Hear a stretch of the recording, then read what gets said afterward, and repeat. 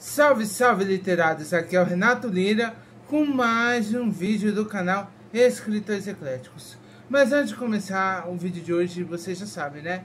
Deixa seu like se você não deixou, se inscreva no canal se ainda não é inscrito e ativa o sininho, porque assim, toda vez que tiver vídeos novos no canal, o YouTube vai avisar pra você. Mas às vezes o YouTube esquece de te avisar, então sempre corre lá no canal que sempre tem vídeos novos pra você, certo?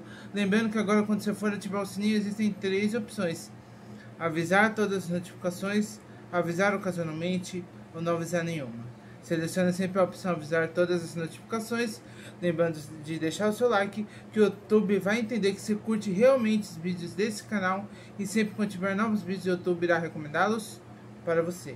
Recadinho: ventilador ligado, calor extremo, então só assim para eu conseguir gravar vídeos sem derreter aqui diante de vocês, beleza?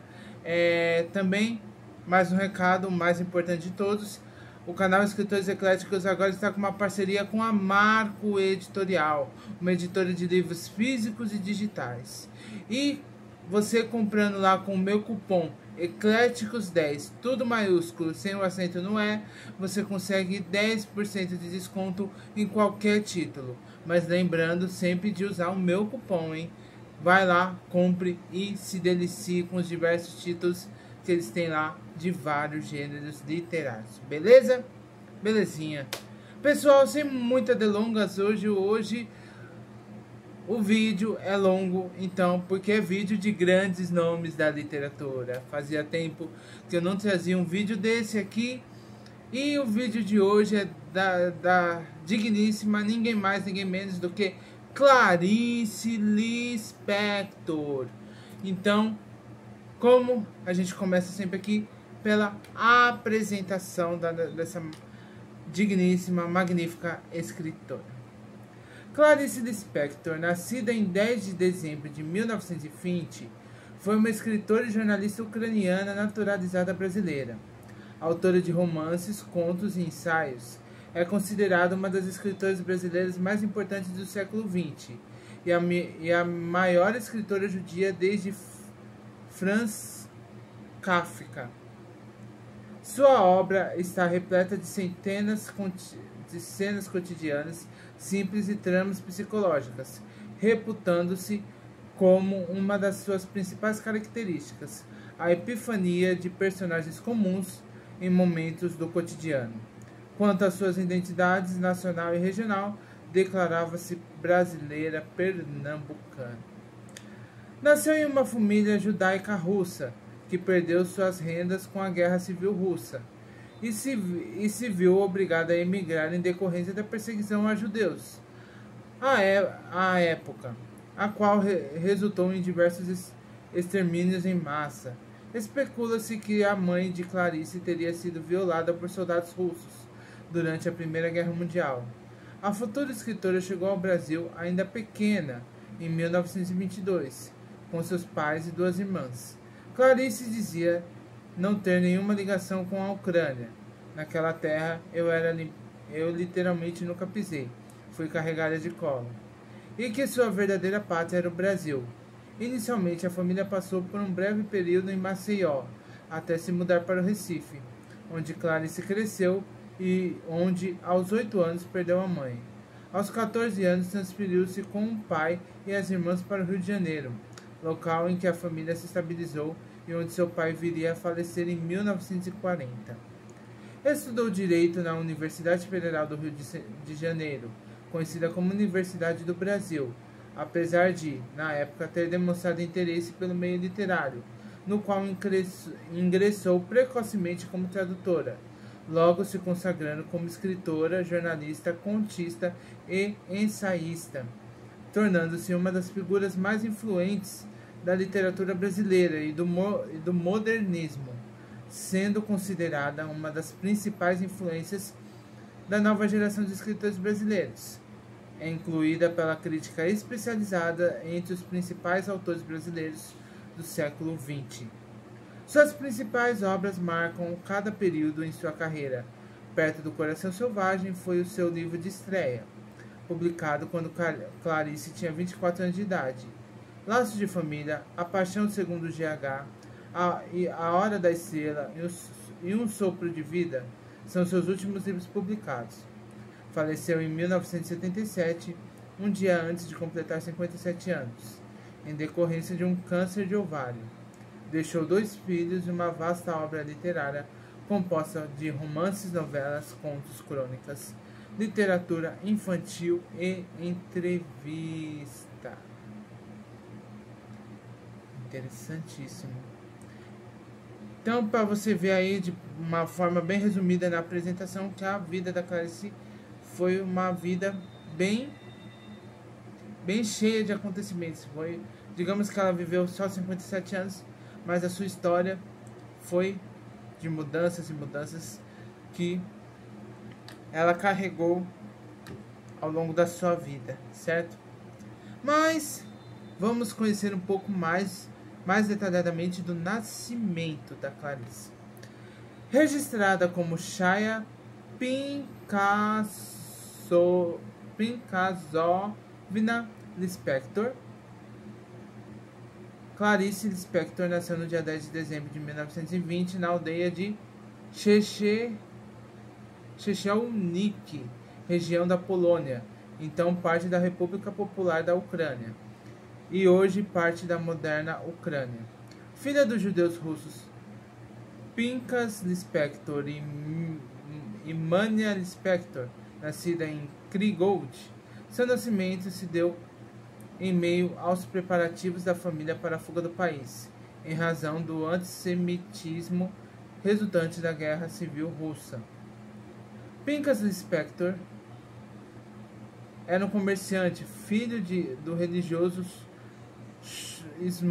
Ismoel Lispector e da burguesa Heive Pinkas. E Mania se casaram no ano novo de 1889, por determinação dos pais. No casamento nasceram 3 filhas: Lea, em 1911, Tânia, em 1915 e Shaya ou Raya, em 1920, que a nossa querida Clarice. A fuga foi cogitada primeiramente por Mania Lispector e sua família, que já havia emigrado em sua maior parte para a América do Sul, a fim de trabalhar em organizações judaicas. No entanto, Pinkas concordou com a imigração somente em razão do avanço dos pogroms no fim da década de 1910. Por volta de 1918, a pobreza fez com que a família se mudasse para a cidade de Heißen, também na Polônia, no atual Oblast de Vinnytsia. Gente, é russo, então perdoe minhas pronúncias, tá? Onde ocorreram alguns prógromos. Durante um deles, por volta de 1919, especula-se que Mania teria sido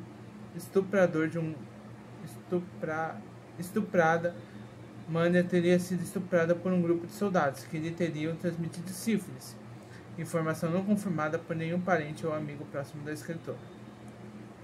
A proibição da imigração de judeus fez com que os Lispector buscassem meios ilegais em uma primeira tentativa, que falhou e fez com que eles se mudassem para a aldeia mais próxima das fronteiras de Chechnik.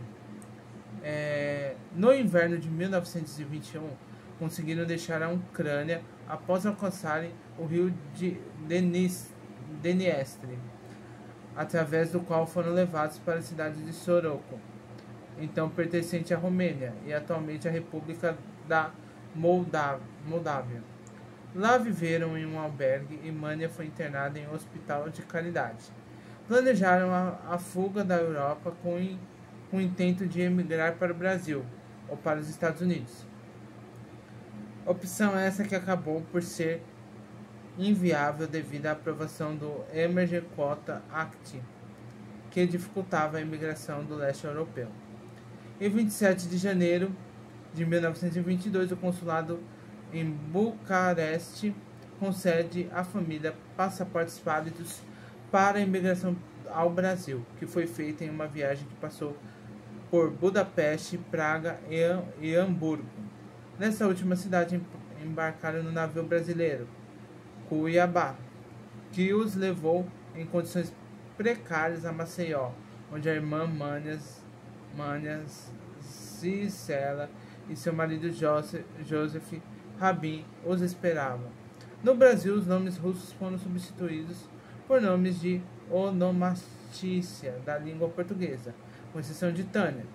Pincas passou a ser Pedro, Mania transformou-se em Marieta, Lea virou Elisa e Chaya virou Clarice. Para você ver, gente, ela nasceu em meio à Primeira Guerra Mundial, mas devido, né, vocês já lembram do Holocausto, apesar que depois, pelo jeito, porque, gente, a Primeira Guerra Mundial, da primeira para a segunda, é um período muito curto de... E na Segunda Guerra, todo mundo conhece, sabe que Hitler, né, teve sua ascensão com o extermínio dos judeus, querendo exterminar os judeus e querendo comandar o mundo. Quando a guerra terminou, ele já estava quase dominando toda a Europa, ele já estava visando as Américas. E era onde ia chegar a nossa. Mas Deus foi mais nesse período aí e não deixou a gente sofrer aqui, né? Mas vamos agora à infância da Clarice. Em Maceió, a família continuou a viver em condições precárias e enfrentou alguns conflitos decorrentes das dificuldades econômicas e culturais. Espera aí, só um momento, gente. Ai, meu Deus, esses anos. Para sustentar a família, Pedro tornou-se um pequeno mascate, comprando roupas velhas e usadas em áreas carentes para revendê-las aos comerciantes da cidade.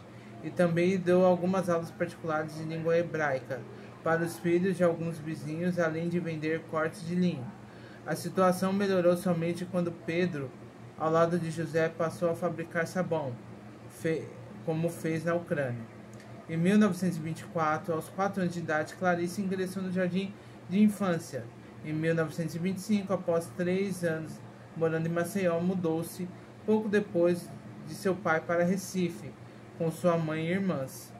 Possivelmente a consequência dos conflitos familiares e do desejo de Pedro de melhorar as condições da família, mudando-se para um centro econômico que apresentava também uma população judaica mais coesa. Viveram no bairro Boa Vista. Em 1928, aos 7 anos, aprendeu a ler e escrever. Em 1930, pouco depois, escreveu, inspirada por uma peça que havia visto, sua primeira peça teatral, Pobre Menina Rica, de 3 atos, cujas páginas foram perdidas em 1931. Enviou contos para a página infantil, O Diário de Pernambuco, mas o jornal não publicou seus textos porque os outros diziam assim: era uma vez, e isso e aquilo.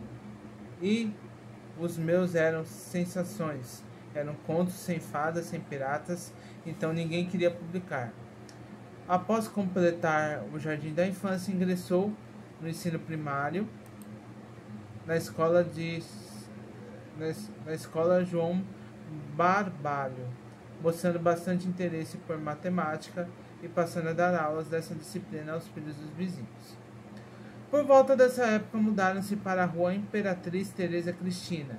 Em 1930, na terceira série, Clarice ingressou no Colégio Hebreu Yiddish Brasileiro, onde aprendeu hebraico e Yiddish. O estado de mania agravou-se e Clarice escreveu para tentar agradá-la contos e peças. Mas em 21 de setembro de 1930, aos 42 anos, Mania Lispector morreu e foi sepultada no cemitério israelita do bairro. Em homenagem à mãe, Clarice compôs sua primeira peça para piano. Em 15 de dezembro, seu pai deu início ao processo de nacionalização, solicitando o documento inicial. Em 17 de junho de 1931, encaminhou um pedido de naturalização. Ou seja, logo na infância, acho que antes dos 10 anos, Clarice perdeu a mãe aos 42 anos, decorrência do câncer. Não foi câncer. Mas, ou seja, Já entrou na adolescência sem a mãe. Em 1932, Clarice, aos 12 anos, foi aprovada ao lado da irmã Tânia e da prima Berta no ginásio pernambucano. Em 1933, decidiu se tornar-se escritora. Tomou posse da vontade de escrever e viu-se de repente num vácuo. E nesse vácuo não havia quem pudesse ajudá-la. Em sua última entrevista em vida, disse a respeito de sua formação literária: misturei tudo. Eu lia romance para mocinhas, livro cor-de-rosa misturado com Dostoiévski. Eu escolhia livros pelos títulos e não pelos autores. Misturei tudo. Fui ler aos 13 anos Hermann Hesse, O Lobo e a Estepe. E foi um choque. Aí comecei a escrever um conto que não acabava nunca mais. Terminei rasgando e jogando fora. A família mudou-se para casa própria na Avenida Conde de Boa Vista. Em 7 de janeiro de 1985, com 14 anos, viajando no navio inglês Highland Monarch, mudou-se com a família para o Rio de Janeiro, onde seu pai esperava dar prosseguimento aos avanços de seu negócio e conseguir bons maridos para suas filhas, nos círculos judaicos cariocas. Elisa, entretanto, ficou ainda alguns meses no Recife, trabalhando, indo para o Rio de Janeiro um pouco mais tarde e prestando concurso para o Ministério do Trabalho.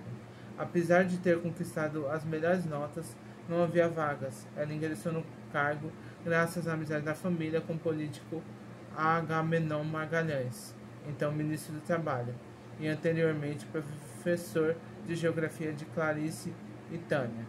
Em 1938, Tânia também tornou-se funcionária pública. Passaram a primeira semana no Rio de Janeiro na residência de um casal judaico, no bairro do Flamengo, e depois moraram em uma casa antiga, perto do campo de São Cristóvão. Estabilizam-se na cidade logo em seguida, ocupando parte da casa 341 na rua Maris de Barros, no bairro da Tijuca. Clarice então cursava o 4º ano do ginásio no Colégio Silvio Leite, na mesma rua de sua casa. Em 1936, terminou o ginásio e ingressou em 2 de março de 1937 em uma escola preparatória, a Faculdade de Direito da Universidade Federal do Rio de Janeiro, então chamada Universidade do Brasil. A decisão causou estranhamento na época, tanto por Clarice ser mulher quanto por não pertencer à elite carioca, mas era justificada por seus desejos de mudanças sociais. O que eu via no Recife me fazia como me prometer que não deixaria aquilo continuar. De acordo com ela, como eu não tinha orientação nenhuma, de nenhuma espécie sobre o que estudar, fui estudar advocacia. Apesar da relutância do pai, que temia mudanças estressantes da filha, ela seguiu com seus planos e tinha um objetivo. Minha ideia era estudar advocacia para reformar as penitenciárias. Olha, uma mulher de visão. Tá aí porque se tornou a escritora que virou, né? Em 1988, mudou-se para a escola preparatória, para o Colégio Endels, na praia do Botafogo, onde declarou-se nascida em Pernambuco. Por essa ocasião, voltou a dar aulas, dessa vez visando ajudar a aumentar a renda familiar, de aulas particulares de matemática e português, além de aprender datilografia e língua inglesa. No Rio de Janeiro, os negócios de Pedro não obtiveram avanço, apesar de ele ter conseguido com dificuldade um emprego de representante comercial. Seu desejo de casar as filhas, entretanto, logrou êxito através de Tânia, que se casou no início de 1988 com William Kaufmann, um judeu comerciante de móveis e decorador. Por essa época ocorreu no Brasil o advento do Estado Novo, liderado por Getúlio Vargas, e bem como o avanço da Segunda Guerra Mundial e a intensificação e formada das relações do Brasil com a Alemanha nazista e os regimes ditatoriais, que fizeram com que o antissemitismo penetrasse no Brasil e novamente interferisse na família de Spector, cujo pai sionista inclusive arrecadava fundo para os judeus na Palestina, apesar dos riscos. Oh, meu Deus. Gente, a vida da Clarice já começou movimentada. Isso só se intensificou na infância e na adolescência.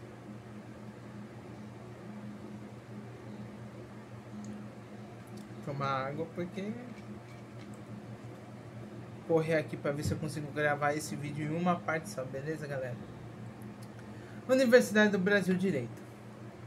Em 1989, morando na rua Lúcio Mendonça, no bairro do Maracanã, ela ingressou no curso superior na Faculdade de Direito da Universidade Federal do Rio de Janeiro, ao mesmo tempo em que trabalhava como secretária em um escritório de advocacia e um laboratório, além de já estar fazendo traduções de textos científicos. Em agosto, seu pai passou mal e foi levado a um médico, o qual lhe informou que sua vesícula biliar precisaria ser retirada através de uma cirurgia considerada simples, que foi marcada para o dia 23 de agosto. Após voltar da clínica com uma forte dor, Pincus Lispector morreu 3 dias depois, em 26 de agosto de 1940, aos 55 anos. Apesar de Clarice já estar na faculdade, né? E trabalha, pelo menos as irmãs, pra você ver, né? As coisas andavam um pouquinho mais rápido as coisas, né? As filhas já estavam todas ou fazendo faculdade, ou trabalhando, ou fazendo os dois. Nessa época, insatisfeita com o trabalho do escritório, ela buscou entrar na área de jornalismo. Apesar das dificuldades levantadas às mulheres, de acordo com o que diria anos mais tarde, numa entrevista, passou a andar pelas redações das revistas, oferecendo seus contos, até que provavelmente um dia chegou à redação da revista Vamos Ler, direcionada ao público masculino de classe alta. Eu sou tímida e ousada ao mesmo tempo. Chegava lá nas revistas e dizia: Eu tenho um conto para você. Eu tenho um conto, você não quer publicar? Aí me lembro de uma vez o Raimundo Magalhães Júnior, que olhou, leu o pedaço, olhou para mim e disse: Você copiou isso de quem? Eu disse: De ninguém, é meu. Ele disse: Então vou publicar. Jornalismo. Apesar das dificuldades para entrar na área, na qual, de acordo com Tânia, você não fazia nada se não tivesse relações, Clarice buscou entrar em contato com Fontes, o qual gostou dela e contratou para trabalhar como tradutora na Agência Nacional, uma agência de notícias do governo. Como não havia vaga para tradutor, foi designada como editora e repórter, a única mulher ali a ocupar tal cargo. Em 1941, o trabalho como repórter fez com que ela fosse enviada para diversas localidades, como, por exemplo, a inauguração privada do Museu Imperial em Petrópolis, em 1º de maio, onde conheceu Getúlio Vargas, e a Belo Horizonte, em julho. Durante viagens, publicou textos e periódicos de diversos lugares. No mesmo ano, também escreveu outros contos que seriam publicados somente na coletânea póstuma A Bela e a Fera. Em setembro, Gertrudes pede um conselho em outubro, e seu conto de juventude mais longo, Obsessão, cujo protagonista, Daniel, reaparecerá em seu segundo romance, O Lustre, anos mais tarde. O personagem era baseado em Cardoso, um homem pelo qual a narradora apaixona-se, que a guia. Em dezembro, mais 2 bêbados. O primeiro ensaio chamou a atenção de estudiosos posteriores por dizer: o homem é punido pelo seu crime, porque o Estado é mais forte que ele. E a guerra não é punida porque acima de um homem há os homens, acima dos homens nada mais há. O que foi interpretado tanto como uma justificativa filosófica e maquiavélica para a ditadura e o nazismo, quanto um eco de ateísmo incipiente de Clarice.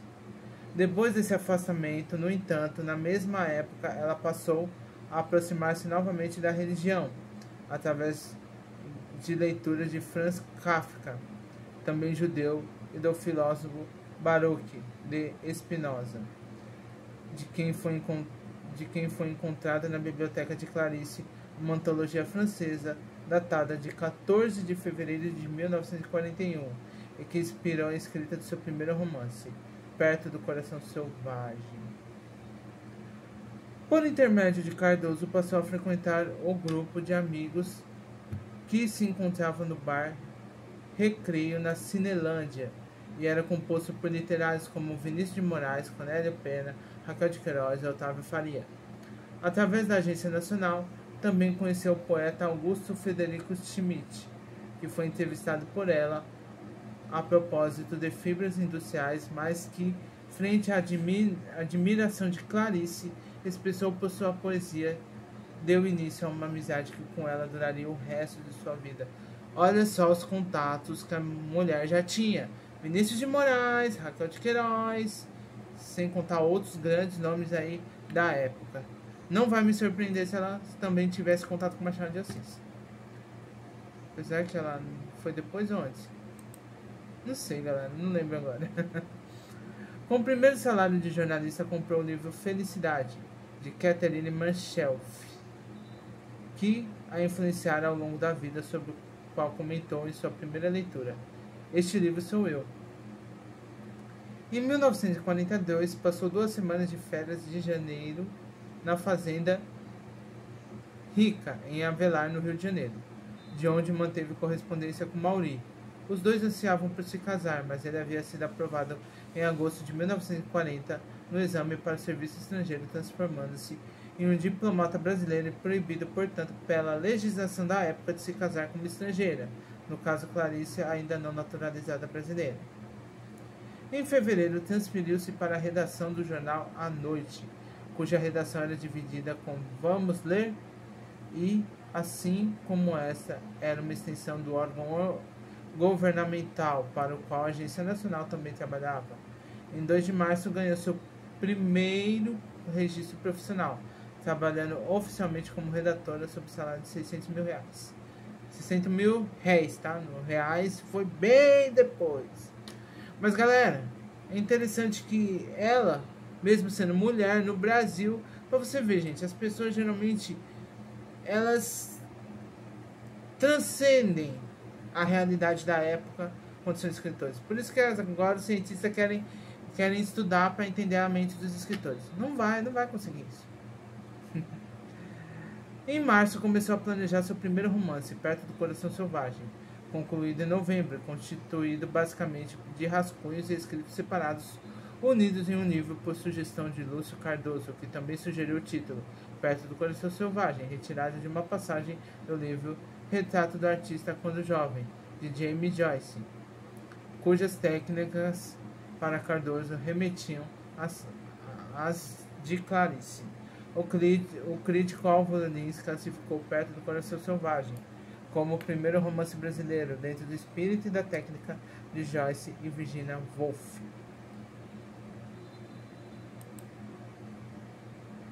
Oh, meu Deus, esses anúncios. Bem, conseguiu casar, né? Em 12 de janeiro de 1943, obteve naturalização e, 23 de janeiro, a cerimônia civil, casou-se com Maurício Gurgel Valente. Os dois mudaram-se temporariamente para a Casa dos Ogros, Mozart e Maria José Gurgel Valente, no bairro da Glória, e depois para a Rua São Clemente, em Botafogo. Perto do Coração Selvagem foi encaminhado para os dirigentes do jornal A Noite, que também contava com uma editora através da qual foi publicado em dezembro de 1943, com impressão de 1000 exemplares. A pressão dos jornalistas fez com que o livro fosse publicado, dando à autora 100 exemplares em troca dos direitos de venda e lucros posteriores, os quais foram enviados por ela a críticos.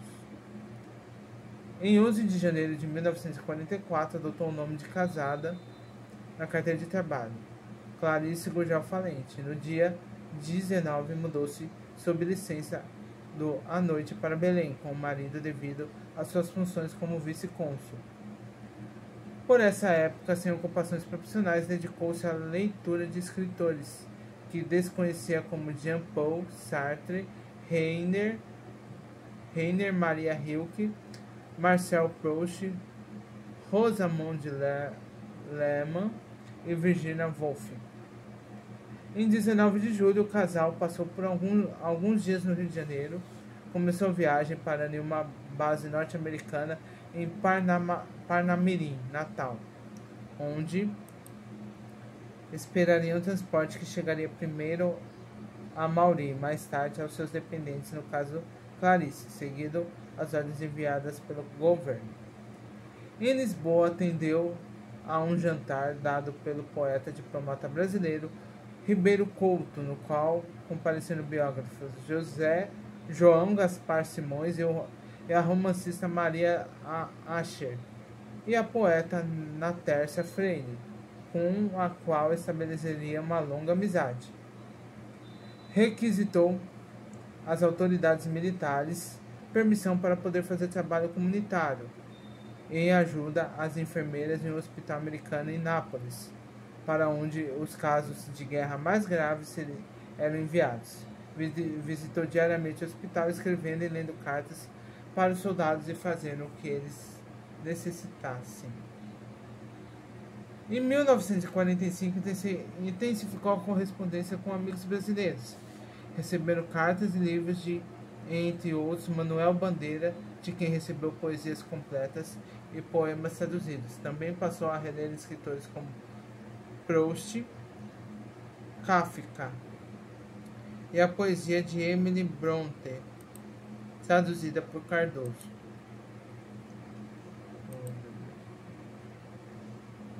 Fez viagens pela Itália, por Florença, Veneza e novamente Roma, visitando também a Córdoba, na Espanha. Conheceu também o poeta e professor italiano Giuseppe Ungaretti. Adotou um cão vira-lata que encontrou em Nápoles, chamando de Dilermando, nossa, que nome, e que inspirava alguns textos. Por essa época, em suas cartas, Clarice passava a demonstrar saudades do Brasil e inquietação quanto à vida diplomática. Em dezembro, Mauri é promovida a cônsul de segunda classe. Em 8 de março é noticiada a transferência de Mauri para Berna, Suíça. No dia 21, Clarice volta à Itália através do Egito, onde conheceu a Esfinge de Gizé. Ao chegar a Nápoles, a mudança já estava preparada e, devido a um rumor falso de que os hotéis suíços não aceitavam cães, teve que abandonar Dilermando. Parece italiano, né? Eu acho que por isso, né? Em Nápoles, na Itália. Continuava escrevendo e publica alguns contos no jornal Carioca, Amanhã, no suplemento Letras e Artes. O Crime, em 25 de agosto, inspirado no abandono de seu cão, e que mais tarde seria reescrito como Crime do Professor de Matemática, seria o primeiro conto do livro Laços de Família. O Jantar é publicado em 13 de outubro. Neste contexto, é feita essas considerações pertinentes. É possível pensar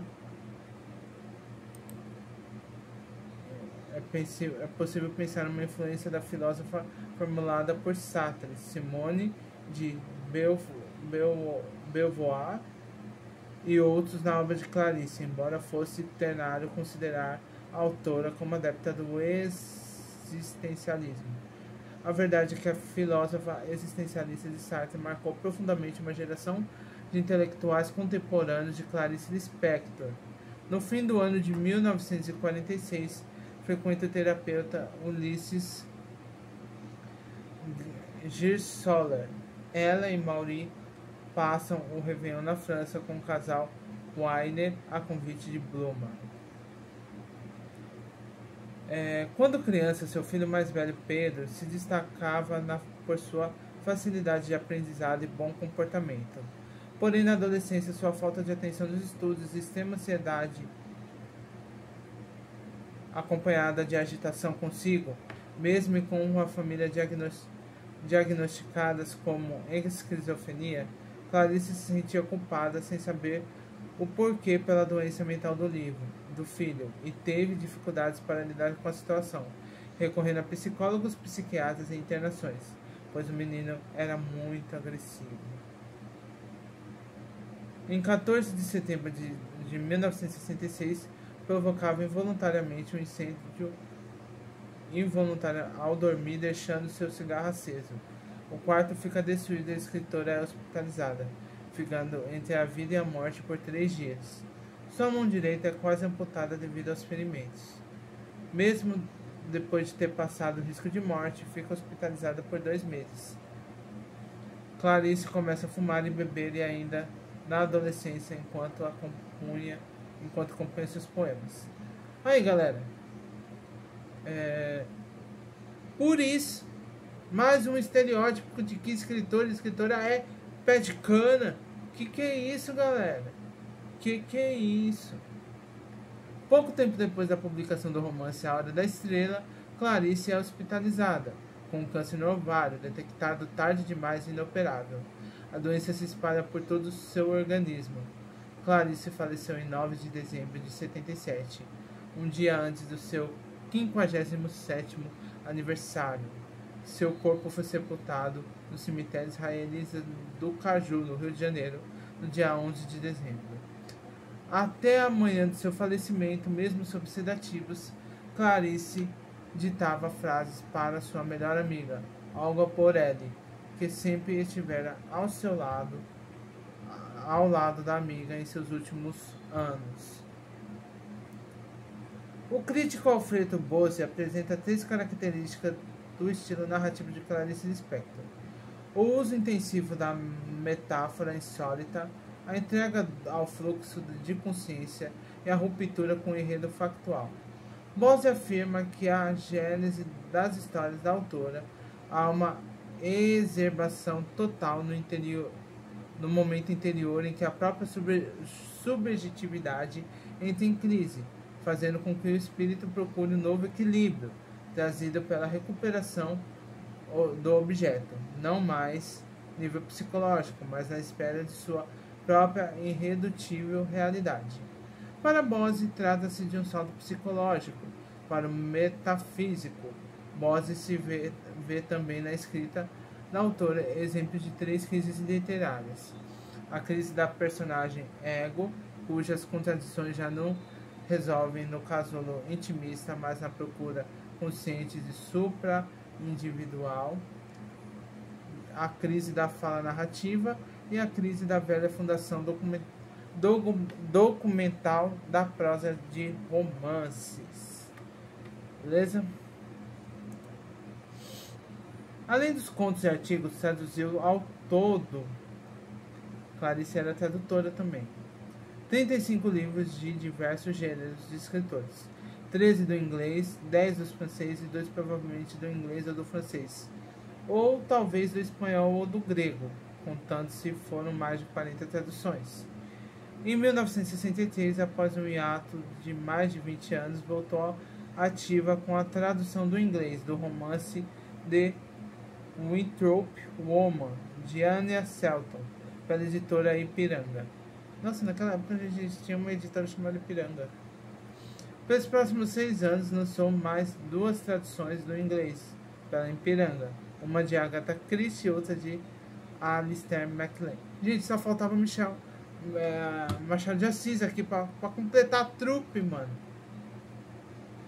Em 1969, publicou sua primeira e única tradução do espanhol, o conto História de los dos que sonaram, de Jorge Luis Borges, no Jornal do Brasil. Em 1973, sua primeira tradução do francês, Lumière à Lumières, de Bela Chagall, pela editora Nova Fronteira. Ah, Nova Fronteira aí, galera, já nascia naquela época.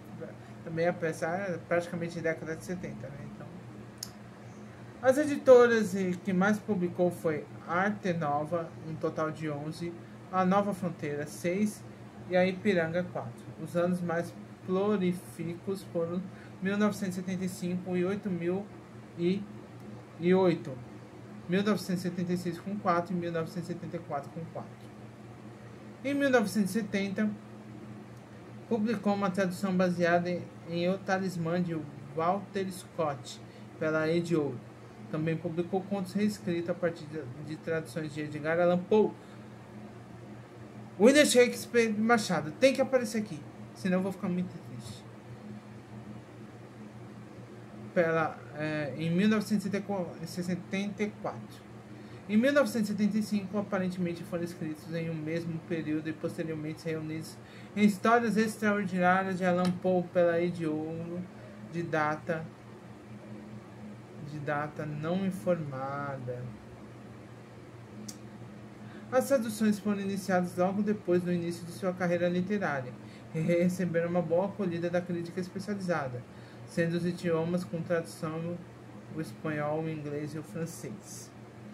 Em 1955 foi a primeira tradução para o espanhol, Água Viva, de Hidé Joffre, para Sudamericana.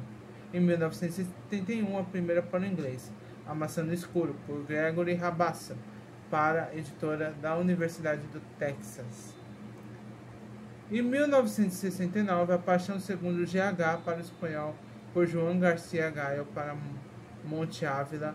Em 1973, a primeira para tcheco, Perto do Coração Selvagem, por Prelozila Pavla e Ludmilova, para Odeon. E também o primeiro livro de contos traduzidos para o espanhol, Laços de Família, por Hidé Joffre Barroso, para Sudamericana. Pra você ver, gente, os livros dela também foram traduzidos para outras línguas. Ou seja, ela também teve traduções também do português para outras línguas também, pelo menos para o espanhol, certo? Em 1975, outras duas para o espanhol, Um Aprendiz o Livro dos Prazeres, de João Garcia Gayo, para a Sudamericana, e A Via Crucis do Corpo, por Hidé Joffre Barroso, para Santiago Rueda. Depois de sua morte, sua obra popularizou cada vez mais, alcançando um ápice na década de 80, com quase 2 traduções por ano, depois da qual recebeu nova tradução em praticamente todo ano. Das novas traduções, destaca-se a série liderada por Benjamin Moser, para a editora britânica Penguin Books na década de 2010. E foi iniciada com a publicação da biografia Will Tisworth em 2011, e tinha como intuito traduções mais fiéis que as anteriores. O objetivo da série, de acordo com Moser, que convidou outros 4 tradutores para a tarefa, é disponibilizar ao público anglofono traduções mais fiéis do que as anteriores, que teriam tentado corrigir certas características da escrita da autora.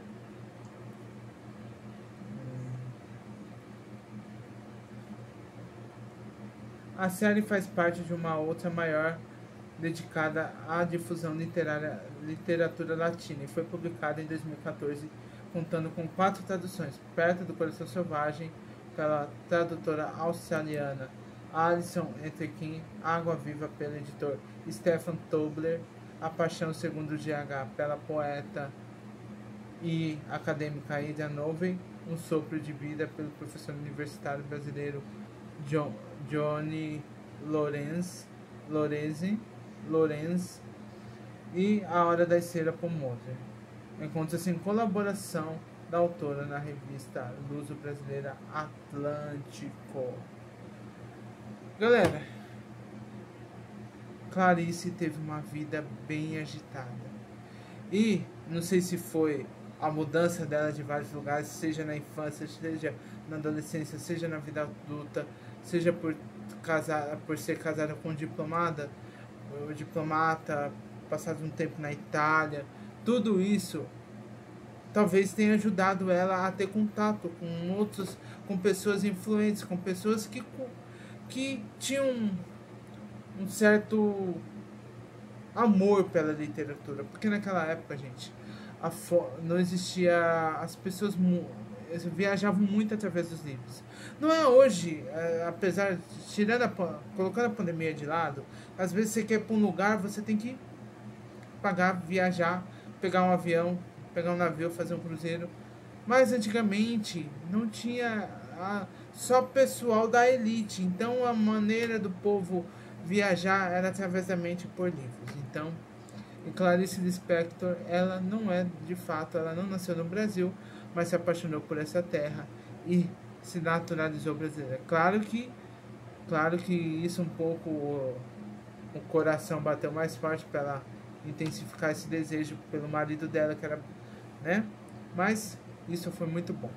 Pessoal, foi meio corrido, foi uma leitura, mas essa é a vida de Clarice Lispector. Tem muitas obras dela, certo? A Hora da Estrela, A Cidade Sitiada, Maçã no Escuro, A Paixão Segundo GH, certo? Água Viva, Um Sopro de Vida.